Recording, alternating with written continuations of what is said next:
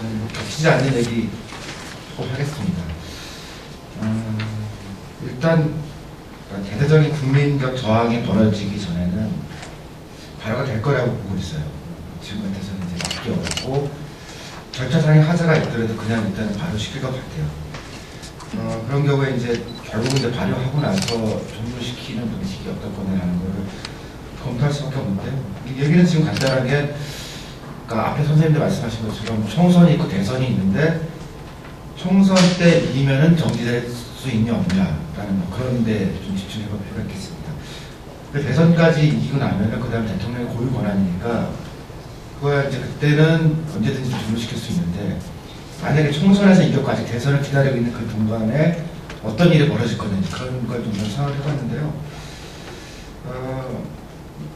이를테면 대통령과 국회라는 게 완전히 별개, 예를 들어 미국과 한국처럼 두 개의 엔터티, 그러니까 완전히 이제 법적으로 독립되어 있는 두 개냐라고 할 때 헌법상은 그렇게 되어 있는데 이것도 사람이 하는 일에서 그렇지는 않거든요.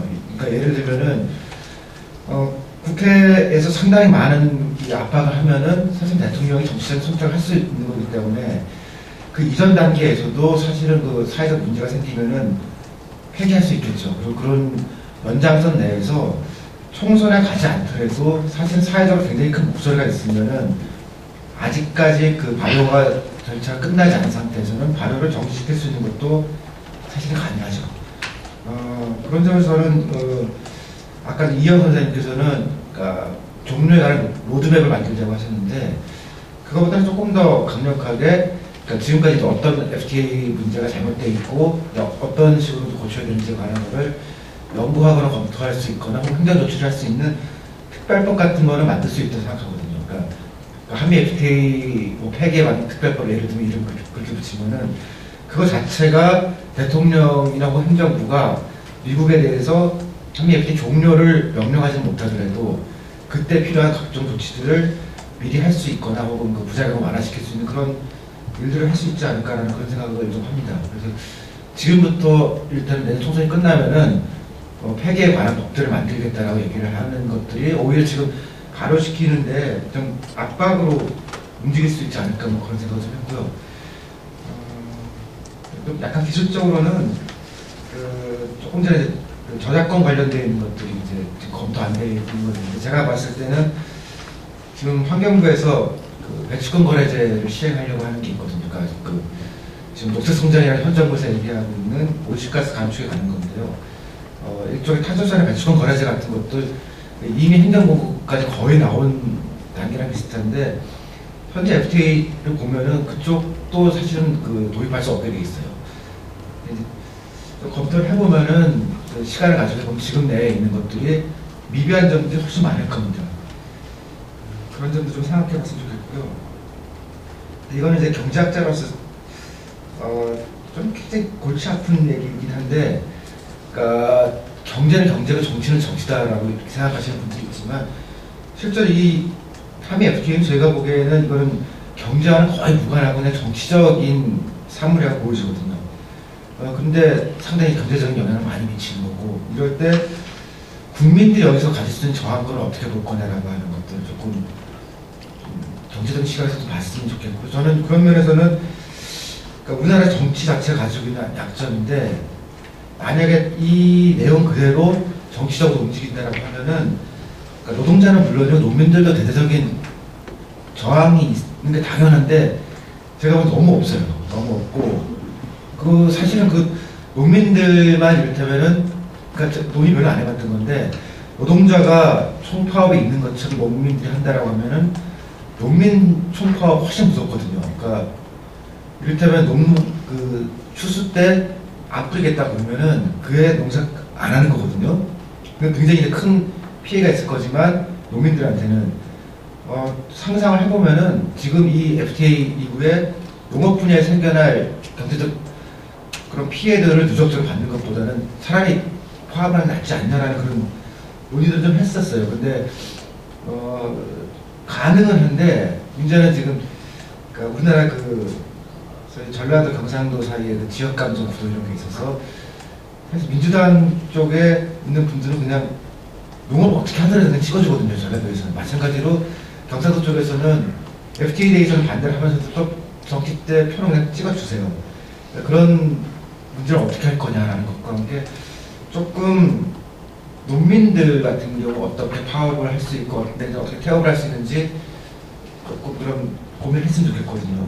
제가 이 생각을 조금 더 요즘 많이 하는 게 거의 비슷한 시기에 진행됐던 한미 FTA하고 그다음 일본의 TPP 같은 경우에 저항 주체가 달라요. 그러니까 우리나라는 지금 민주당 일부하고 민중단체, 특히 노동자 쪽에서 이거를 맡고 있는데 일본의 그 TPP를 맡고 있는 그 기본 단체가 전중이라고 부르는, 그러니까 한국으로 얘기하면은 농협에 해당하는 기관이 지금 맨 앞에 맡고 있거든요. 그러니까 전국 농민의 연합인가 그래요. 그러니까 일본식에. 그래서 지금 우리는 그 농협이 거의 입장 표명도 안 하고 아무것도 없는데 그거에 일본식 그 전중에서 그러니까 수상이 만약에 이 TPP 참여를 발표하면은 그때 쓰겠다고 해서 국회의원들한테 반대 서명을 쭉 받았던 그런 단체가 전중이거든요. 그리고 지금 이제 총리 불신임에 관한 일련의 정치행위를 주관하는 데도 전중이에요. 그러니까 우리 식으로 얘기하면은 지금 농협에 해당되는 그런, 그러니까 전농 말고 농협이랑 같이 해서 이렇게 한나라당 쪽 국회의원들한테 뭔가 막 받고 날치기 하면은 우리가 뭐 하겠다라고 얘기를 하면서 총파업 비슷한 그런 것들을 계속 카드를 내놓고 있는 게 일본 상황인데 지금 우리 그게 지금 비어 있거든요. 그러기 때문에 농업에서 굉장히 큰 피해가 올 것임에도 불구하고 목소리가 별로 없는 겁니다. 그래서 이런 진짜 자기 경제권이라고 할까, 아니면 경제적인 행복추구권이라고 할까, 그런 것들이 피해받는 사람들을 기존의 논의들보다 조금 더 넓게 해가지고서 누가 피해자인 거를 알려주고 그 사람들이 직간접적으로 저항할 수 있게 하는 것들이 지금 총선까지 가는 길에 사실 더 중요한 거 아닌가, 그런 생각을 좀 합니다. 그 다음에 또 마감하면 한 가지만 더 제가 짚자면은 지금 이게 한미만 있는 건 아니고 개인적으로는 제가 이제 FTA를 처음 한미 FTA 협상 시작한다고 그럴 때부터 이제 FTA 연구를 해서 책도 내고 최근에도 준비하고 있는데 한이유 때는 잘 못했어요. 이건 좀 다른 일이 있어서 못했는데 지금 동시다발적 FTA라는 전략을 지금 정부 가지고 있는 거고 그 중에 한 고리가 한미 FTA이거든요. 그러니까 한미만 놓고 얘기를 하면은 반대하는 찬성하는 측에서는 이거는 전체 한 부분이기 때문에 그렇게 보면 안 되고 근데 나머지 이제 한중 한일 오래 할 것 같이 봐야 된다고 얘기를 하는데 실제로 지금 우리가 폐기할 거냐 말 거냐라고 할 거는 한미 FTA 하나만 놓고 지금 볼 게 아니고 FTA라고 하는 이 틀 체계를 어떻게 끌고 갈 것인가에 대한 논의가 사실은 지금 좀 있어야 된다고 생각하거든요. 그리고 미국도 좀 그렇게 얘기했어요. 그러니까 한미 FTA가 발효되면 바로 TPP로 가겠다라고 할 때 미국도 있고 정부에서도 지금 사실 국내에서 아무런 논의가 없었는데 TPP로 가겠다고 좀 공연하게 얘기를 하거든요. 한일 FTA 같은 경우는 지금 실무선에서 여러 가지 지금 검토가 돼서 그러니까 1차 정부 차원의 리뷰는 끝난 걸로 알고 있고요. 한중 FTA도 지금 시작되고 있는 걸로 알고 있거든요. 그래서 불행한 말씀인데 지금까지 한미 FTA를 우리가 저지하거나 막거나 완화시켰던 역량을 보면은 사실 나머지 다 못 막아요. 못 막고 분석하기도 지금 쉽지 않습니다. 개인적으로 제가 보면은 2006년, 2007년도에 전문가 그룹이 몇 사람 있었어요. 책을 냈거나 아니면 글을 썼던 분들이 있는데 5년이 지났는데 그 숫자가 그러니까 늘질 않았어요. 늘질 않고 오히려 줄어들었고 전향하신 분도 전향은 아니고 그냥 취직하신 분도 있고 그다음에 침묵하시는 분도 있어요. 그러니까 실제로는 아직 협상문 나오기도 전에 분석했던 사람들의 숫자보다 지금은 10배쯤 많아지는 게 상식적인데 줄었거든요. 오히려 그게 지난 5년간의 흐름이고 그렇게 보면은 지금 한일, 한중 이런 거 분석 못 하거든요. 근데 이제 진짜 본질적으로 그 국민들이 저한테 이제 시민들이 저한테 여쭈는 거는 보복할 거냐 아니냐 그런 거를 굉장히 기초적인 거예요. 그거는 WTO 체계로 복귀한 더 큰 데로 가는 거기 때문에 진짜 치사하게 뭐 개별적으로 누군가 테러하거나 뭐 이런 거 말고는 무역법안으로 뭘 하긴 어렵고 그다음에 슈퍼 301조라고 했던 그런 것도 발동 요건이 안 되거든요. 그러니까 최소한 경제적인 면에서는 무역보복을 받을 게 없고 무역에 대해서는 그다음에 일부에서는 그럼 미국 돈 빼면 어떡하냐라고 그러는데 우리는 미국 채권 팔면 되거든요. 그다음에 또 한 가지 우리가 할 수 있는 조치는 지금 한국이 외화를 보유할 때 달러 중심으로 보유를 하고 있습니다.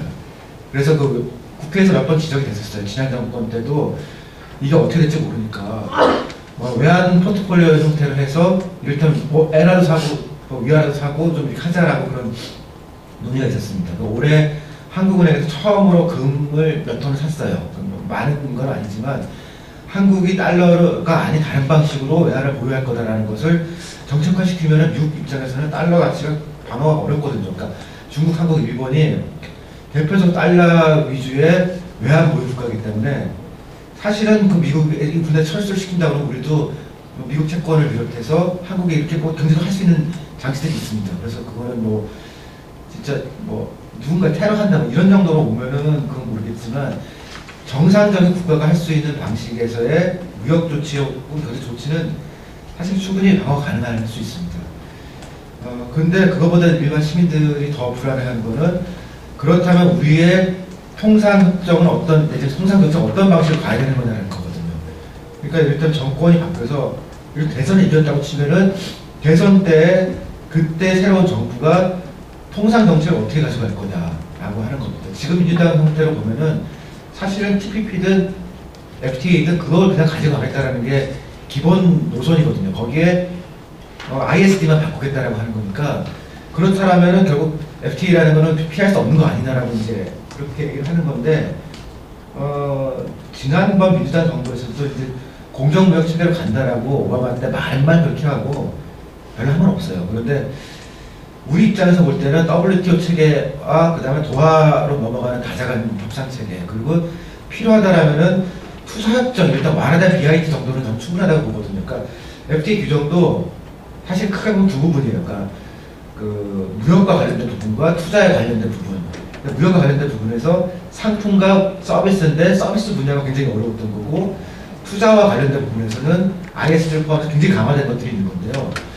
실제로 그러니까 경제적 효과가 생기는 것만 놓고 얘기를 하면은 일부 제3 국가에 한국 기업이 투자할 때 어떻게 할 거냐라고 하는 굉장히 완화된 형태 BIT와 다자협상이 우리는 충분하다고 저는 보고 있거든요.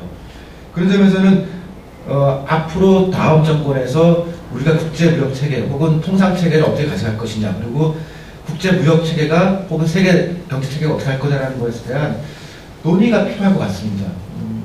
지금 도하 같은 경우에도 죽었다 하지만 그렇게까지 죽은 건 아니고 우리 밑에는 계속 논의가 되고 있고요. 도하 가지 않더라도 지금 WTO 체계에서 우리 충분히 실익을 보고 있기 때문에 지금 당장 FTA를 간다고 해서 오히려 피해가 더 많다는 그런 생각들이 좀 있을 수 있습니다.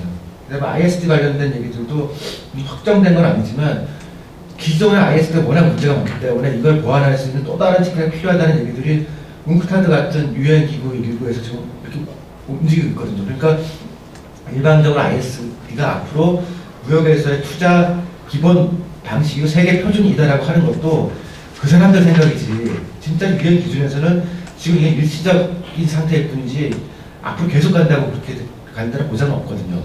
그런 것들에 대해서 새로운 정부가 그러니까 현실적으로 그 협정이 생기는 것 별도로 우리는 어떻게 보고 어떤 식으로 국제 협상하겠다라고 하는 그런 거는 지금 정권이 바뀌기 전에도 혹은 총선 전에도 지금 할 수 있는 거기 때문에 그걸 통해서 대안 체계들을 자꾸 논의하는 것 자체가 현실적으로 이런 것들을 좀 완화시키거나 혹은 무효화시키는데 더 효과적이지 않을까 그런 생각합니다. 네, 이상 마치겠습니다.